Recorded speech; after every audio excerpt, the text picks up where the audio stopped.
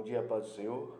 Meu nome é Romulo Souza e este é mais um vídeo que eu trago aqui para o meu canal de uma série de estudos que eu tenho trazido toda semana, chamado Apocalipse para Leigos, onde toda semana, debaixo de uma vertente pré-milenista, eu tenho trazido estudos, capítulo a capítulo, acerca das profecias que estão escritas no livro de Revelações, o Apocalipse, não é?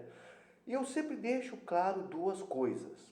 Primeiro, meu canal não é um canal gospel, não é um canal religioso. No meu canal eu falo vários assuntos, né? Às vezes assuntos de política, minhas opiniões acerca de algumas coisas, né? História, monarquia. Ontem mesmo eu fiz um vídeo falando acerca de João e o livrinho, né? Que comeu um livrinho dado a ele por um anjo. E depois disso eu fiz um outro vídeo, eu já com óculos escuros, uma bandana na cara e tudo mais, falando acerca daquele episódio triste do motoboy Mateus, né? Então ontem eu fiz dois vídeos, né? E é por essa razão que às vezes você me vê de um jeito e às vezes outros. Esse estudo que eu trago toda semana é um estudo diferenciado, porque o canal não é um canal gospel, é mais de variedades, né? E a segunda coisa que eu sempre deixo claro é que existem várias vertentes teológicas acerca do estudo do Apocalipse, né?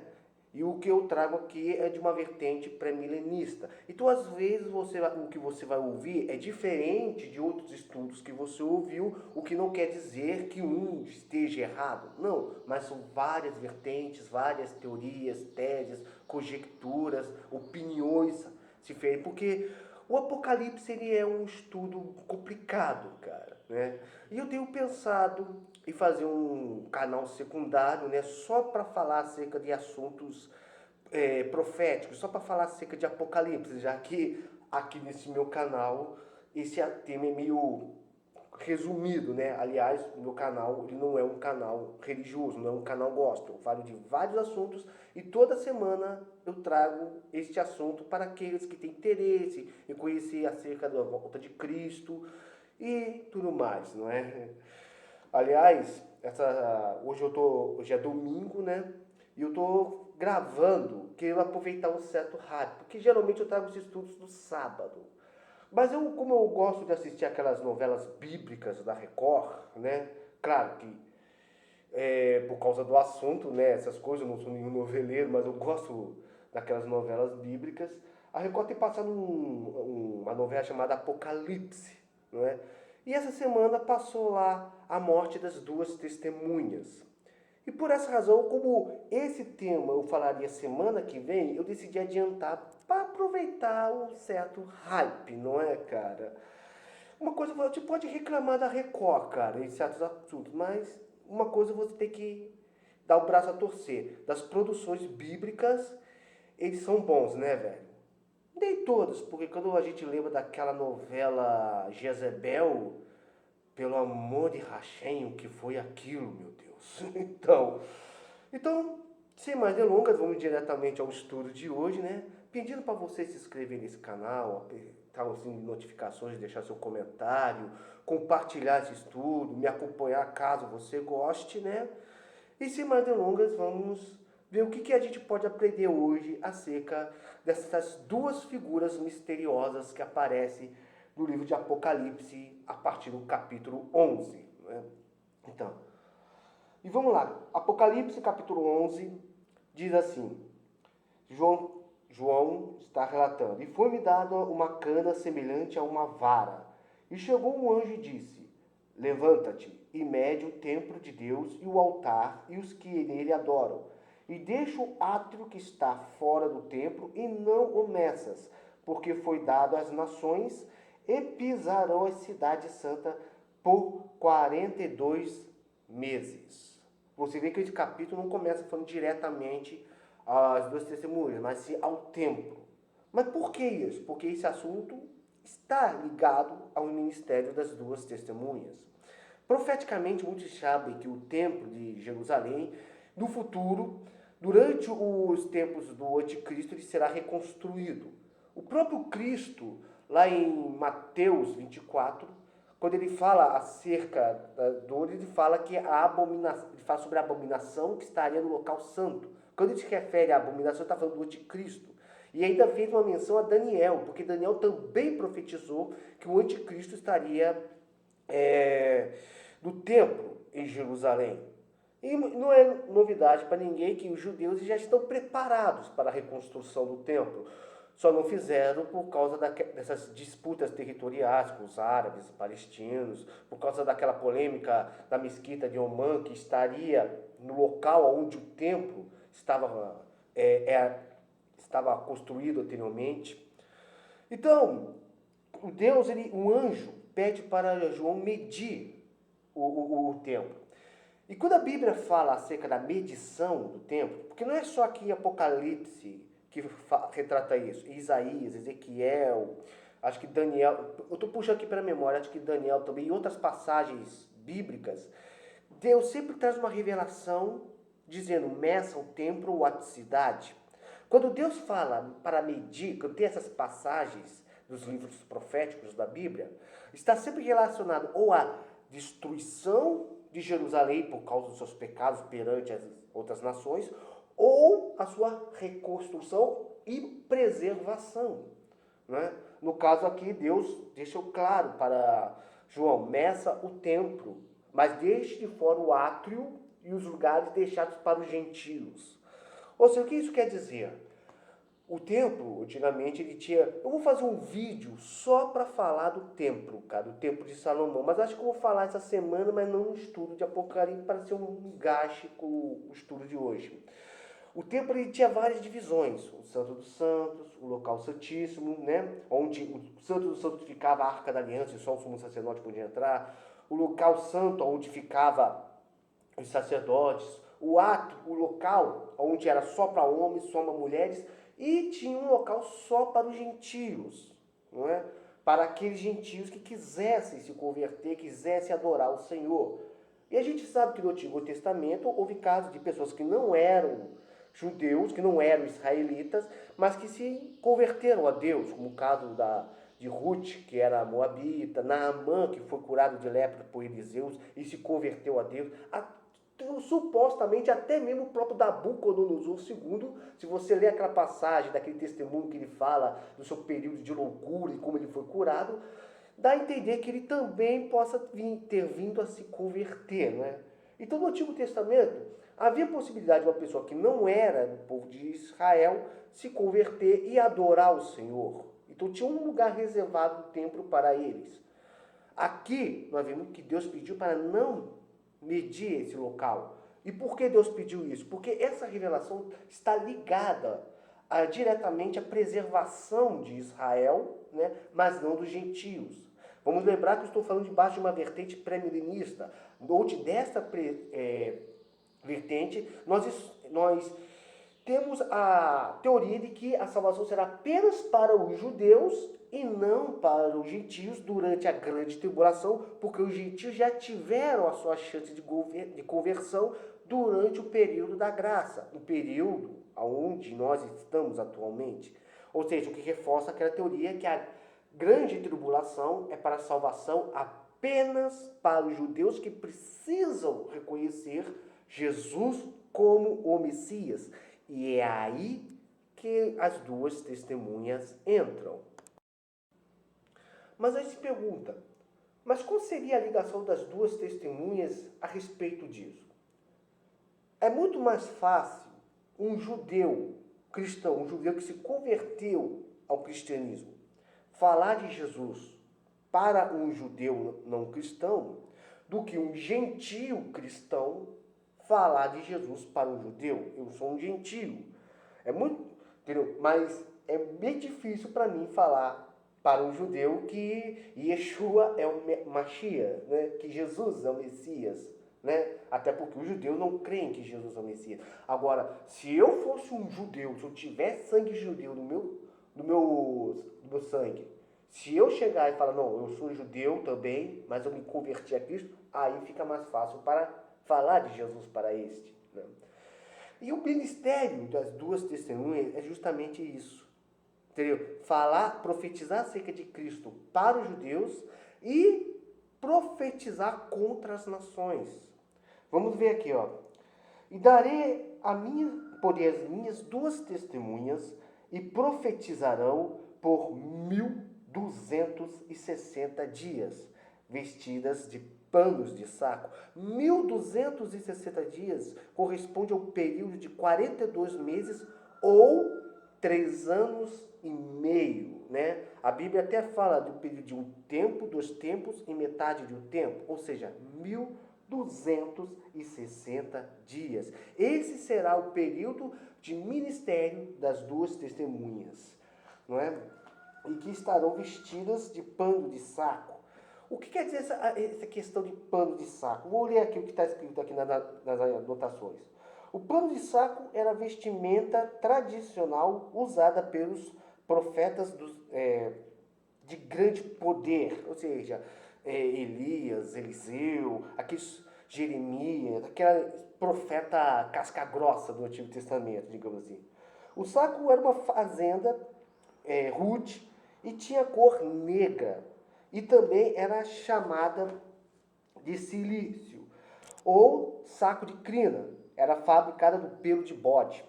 O pano de saco usualmente era usado diretamente sobre a pele para dar desconforto, pois simbolizava o descontentamento com as coisas como estavam, né? A vestimenta de silício tipifica a natureza sombria da mensagem a ser pregada pelas duas testemunhas, pois era uma vestimenta que representava luto e aflição. O que isso quer dizer? A grande maioria dos profetas do Antigo Testamento, elas não eram levantadas para levar mensagens boas para o povo de Israel. Não. Se você vê os grandes profetas, Isaías, Jeremias, Ezequiel, Obadia, Amós, todos esses grandes profetas, as suas mensagens sempre eram algumas de esperança e outras eram de repreensão, né? E muitas delas falando acerca da destruição de Israel por causa de seus pecados, de sua idolatria. Israel ou se converte ou Deus estaria castigo. E em pano de saco era desconfortável, cara. Já era de cor preta, preto, absorve calor e nós sabemos que o Israel é um país quente e completamente desconfortável. Como é, sabe quando você precisa dar uma mensagem ruim para alguém? Entendeu? Sabe? Como a morte de um ente querido. Pô, rapaz, recebi aquela notícia que sua mãe morreu. Ou coisas do gênero, ou uma repreensão. Cara, eu quero conversar acerca daquilo que você fez, que para mim não está certo. E você... Exatamente é esse o teor da mensagem que os profetas falavam. E é essa mensagem que as duas testemunhas trarão durante os últimos dias, né? Estas são as duas oliveiras e os dois castiçais que estão diante de Deus da terra, né? Tem uma simbologia muito grande disso, né? E se alguém lhes quiser fazer mal, fogo sairá de sua boca e devorará os seus inimigos. Isso até me lembra aqui daquela novela, o Apocalipse. Teve uma cena onde um dos profetas ergue a mão, né, para uma multidão que ele chala, ele ergue a mão e cai o fogo do céu. Não atinge ninguém, apenas protege eles, né? Sinceramente, eu achei maneiro, mas não gostei daquela cena, né? Até porque eu acredito realmente que eles vão cuspir fogo, cara. E como é o período da lei, o não período mais da graça, eu acredito sim que eles vão cuspir fogo de cima das pessoas que querem fazer mal. Igual antigamente, né? Quando, digamos assim, os profetas tinham direito de se defenderem, né? Mas a maioria, lógico, preferia sair e preservar, né? Já que a missão deles não era agredir ninguém, e sim passar a mensagem.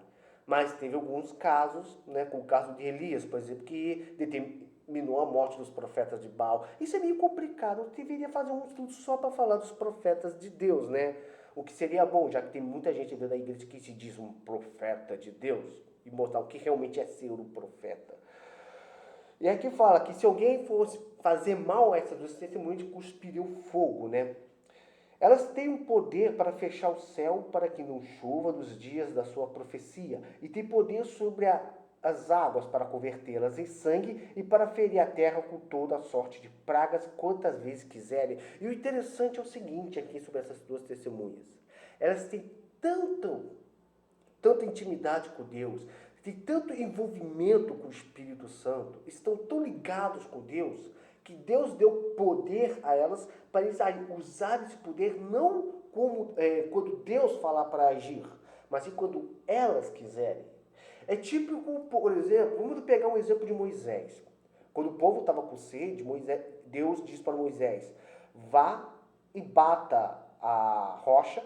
Moisés bateu a rocha e a água saiu. Mas Moisés só fez aquilo depois que Deus ordenou. No mais à frente, nós vemos que Deus disse para Moisés, fale a rocha.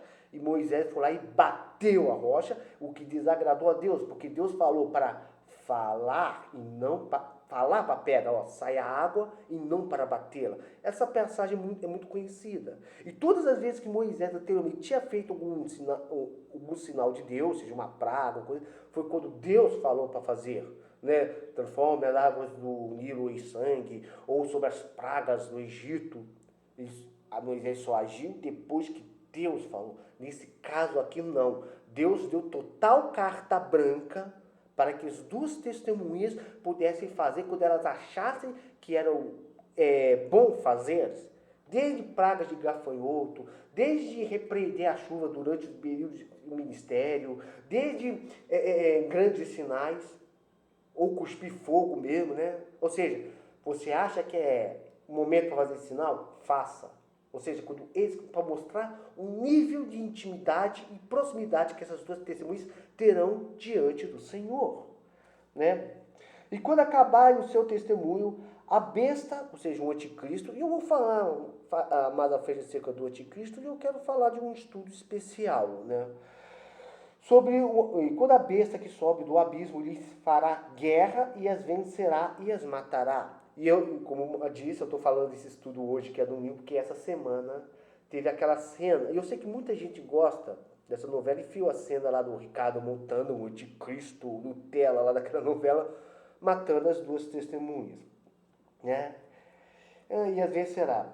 E o seu corpo, jazerá o seu corpo morto na praça da grande cidade, que espiritualmente se chama Sodoma e Egito, onde o seu Senhor também foi crucificado. O interessante aqui é que aqui está falando de Jerusalém. O interessante é que nesse período Jerusalém estará tão contaminada com o pecado, que a própria Jerusalém será comparada com Sodoma, tá vendo? Com Sodoma e com o Egito. O Egito, por causa de seu misticismo, por causa de sua idolatria, né?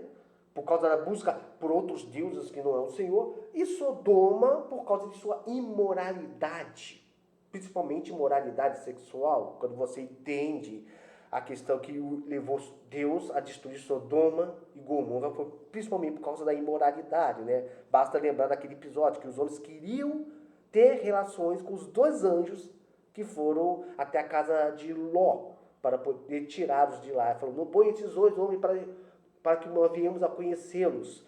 E não é conhecido no sentido, prazer, meu nome é fulano, não, é conhecido no sentido, né, assim, vamos pular esse assunto, né? Então, mas deu para entender.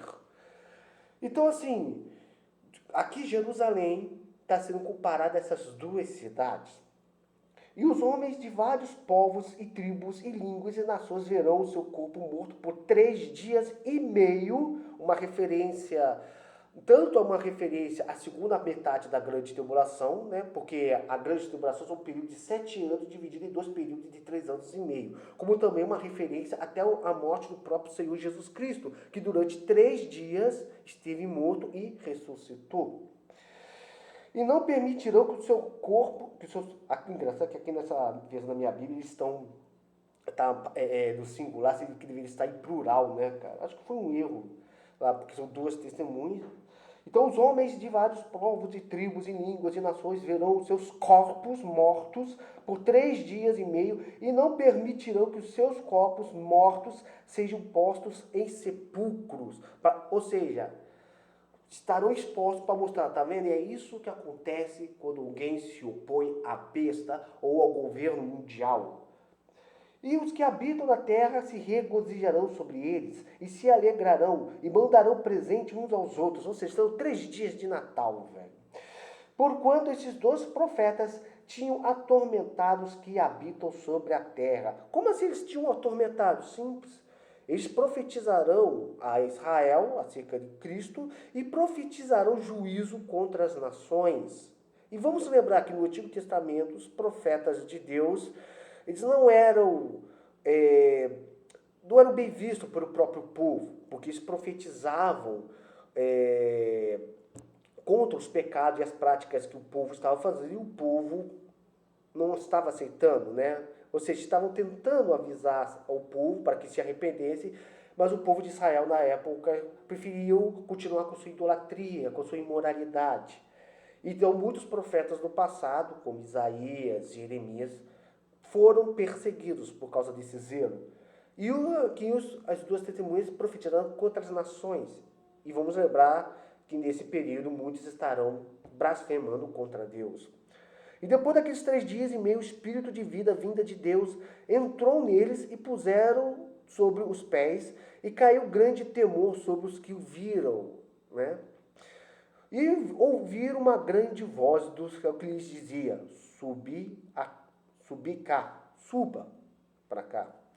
E subiram ao céu em uma nuvem, e os seus inimigos ouviram. Ou seja, enquanto que Jesus, ao ressuscitar, Jesus precisou que os seus discípulos contassem acerca de sua ressurreição para que a salvação pudesse vir à fé, ali não, todos estavam vendo as 2 testemunhas ressuscitando. Então, não tem como eles dizerem que as 2 testemunhas são impostoras ou que Deus não tem poder, não. Ali estão vendo 3 pessoas que ao longo dos 3 dias, o mundo inteiro tinha visto que tinha morrido e comprovado a morte, ressuscitaram, né? E isso é até para fazer uma menção a Cristo.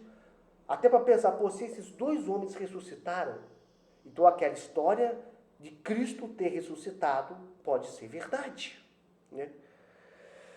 E naquela mesma hora houve um grande terremoto e caiu a 10ª parte da cidade, e no terremoto foram mortos 7.000 homens, e os demais ficaram muito atemorizados e deram glória a Deus do céu. Ou seja, agora eles dão glória a Deus, não é, cara?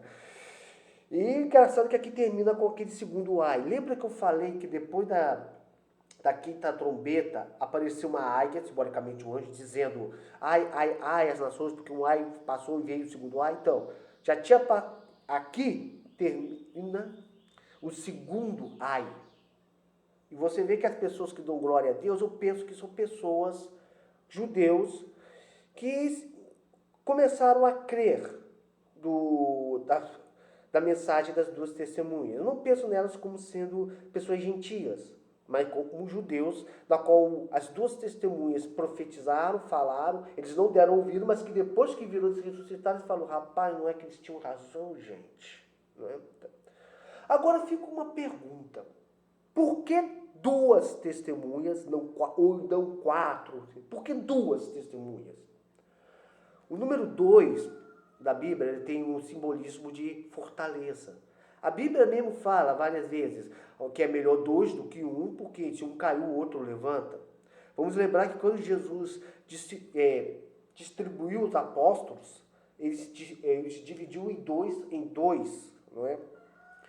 E também na lei, antigamente na lei de Moisés, dizia o seguinte, que se você fosse levantar uma acusação contra alguém que cometeu um crime, o testemunho de uma pessoa não bastava. Ah, eu vi este homem cometer um crime. Se for só eu, meu testemunho não vale nada. Mas se tiver mais alguém, se eu e um amigo testemunhando acerca de um crime, aí eles começavam a dar razão.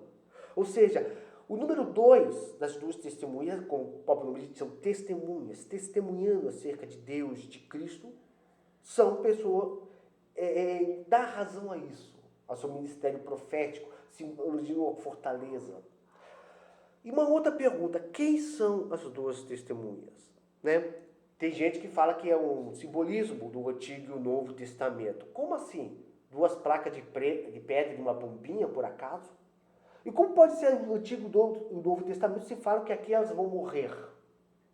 né? Outros dizem que pode vir a ser duas pessoas aleatórias, ou seja, são duas pessoas que provavelmente já estão vivas, né? Pessoas no meio do povo judeu, né? Dois rabinos ou coisa assim, que se converteram a Cristo e que Deus, durante a grande tribulação, Deus vai chegar para ele e falar: vocês vão converter acerca do meu filho, né? Outros dizem que seria Elias e Moisés, né? Principalmente por causa daquela visão que Jesus fala, onde Jesus encontra Elias e Moisés, aquela passagem onde Pedro chega e fala: mestre, é bom que estamos aqui, vamos fazer 3 tendas, uma para o Senhor e outras 2 para eles. E o interessante é que muitos pegam essa passagem para falar que são os dois. No entanto, o próprio Cristo fala: a ninguém fala sobre essa visão. Ou seja, Jesus está falando que aquilo é uma visão.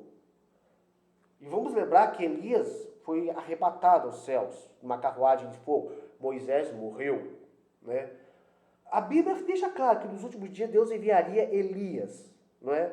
Então, eu suponho que talvez essas 2 testemunhas, uma delas seja o próprio profeta Elias.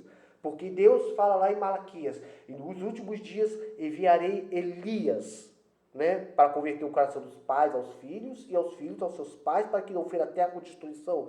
Mas Elias não seria João Batista? Mas o próprio João Batista disse: não sou o Messias, não sou o profeta, não sou Elias. Eu sou a voz que clama do deserto. O próprio profeta, o próprio João Batista diz que ele não era Elias. Mas Jesus disse que ele era Elias. Jesus disse que ele era um Elias que haveria de vir. No sentido que, não, haveria de ter alguém, né, tipo um Elias, antes de mim. Esse é o João. Mas não que ele era realmente Elias. Vamos lembrar que João Batista, ele nasceu de uma mulher, uma mulher já idosa, né, que não podia ter filhos. Ele nasceu, enquanto que o Elias original, ele subiu aos céus. Elias não morreu, ele foi arrebatado. E um outro, quem seria o segundo, né? Seria Moisés? Bem, muitos supõem que Moisés não morreu porque foi Deus que o sepultou, mas a própria Bíblia fala que Moisés morreu. Assim como fala, e Adão viveu 930 anos e morreu, e Abraão viveu 270 anos e morreu, e outro lá morreu. O que a Bíblia fala? Moisés viveu 120 anos e morreu, e seu corpo foi sepultado por Deus. E por que Deus o sepultou? Bem, lá na frente, né, acho que foi o João que falou isso. Foi João, agora me fugiu a mente. Fala que Deus sepultou o seu corpo para escondê-lo, para que Satanás não tomasse o corpo de Moisés. Porque Satanás lutou contra o arcanjo Miguel para querer ter posse do corpo de Moisés. Por quê? Não sei, talvez para tomar posse, entrar lá dentro e enganar o povo. Mas Deus sepultou, mas tudo deixando claro que Moisés morreu. Eu tenho uma teoria, né, debaixo da vertente que eu estou trazendo, que talvez se for Elias, uma das 2 testemunhas, a segunda testemunha seria Enoque. Enoque? Sim. No capítulo 5 de Gênesis fala acerca de Enoque. Aquele mesmo homem que viveu 365 anos, pai de Matusalém, o homem mais velho da Bíblia, que viveu até 969, e que aos 365 anos não foi mais achado porque Deus o tomou para si. Ou seja, ninguém encontrou ele mais, dando a entender que Enoque foi arrebatado. E Enoque, ele seria uma boa testemunha. Vamos lembrar que no livro de Judas fala acerca que Enoque teve uma revelação. Vamos lembrar que ele viveu antes do dilúvio, no período antediluviano, quase 6.000 anos atrás, quase. Aonde ele teve uma revelação: eis que vejo o Senhor vindo diante de milhares e milhares de seus santos, ou seja, uma revelação acerca de Cristo, o que leva a crer que Enoque era um profeta. Embora a Bíblia fale pouco acerca de Enoque, já deixa claro que ele era um homem de Deus e que era perseguido, que muitos queriam matá-lo, e Deus o tomou para si. Ele, junto com Elias, são os 2 únicos homens de Deus que não passaram pela morte. E eu penso que por eles não ter passado pela morte é porque algum motivo Deus tem. Porque todos os outros heróis da fé do Antigo Testamento morreram. Por que Deus pouparia Elias da morte e não seu discípulo Eliseu que tinha porção dobrada do Espírito Santo. Ou Moisés, ou Jeremias, ou qualquer outro profeta. O que tem de tão especial em Elias e Eliseu, e Elias e Enoque, para que estes dois não conhecessem a morte? É apenas uma teoria minha. Mas por serem duas testemunhas e estarem diante de Deus nesse exato momento, eu acredito que Deus poupou esses dois profetas do passado para que no futuro, após o arrebatamento da igreja, esses dois descessem para levar a sua palavra ao povo judeu que precisa ouvir acerca de Cristo, já que antigamente essa era a função da igreja, que já não mais estará na terra. Bem, é uma teoria? É. Mas como eu falo, existem várias vertentes escatológicas. E essa é apenas uma. Eu fico mais com essa, mas se você quiser acreditar em outra, fique à vontade. Vamos lembrar que estamos falando de teorias. Bem, o vídeo ficou longo, mais de 31 minutos, né? Entendeu? Porque esse estudo ele é complicado. E semana que vem vamos falar da sétima trombeta, não é?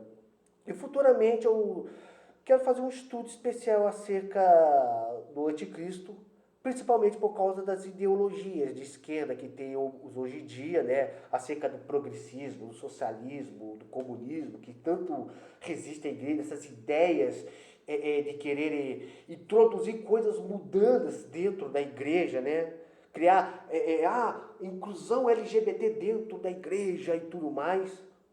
Na minha igreja está tendo uma discussão acerca disso. E é bom ter um estudo especial acerca do anticristo e das ideologias que ele pode usar no futuro. Bem, o estudo ficou longo, né? Espero que isso não tenha desanimado ninguém de ver, até porque meu canal ele é simples. Muito obrigado se você me acompanhou até aqui. Fique na paz. Que Deus esteja abençoando você grandemente nesse dia de hoje. Até, tchau e shalom.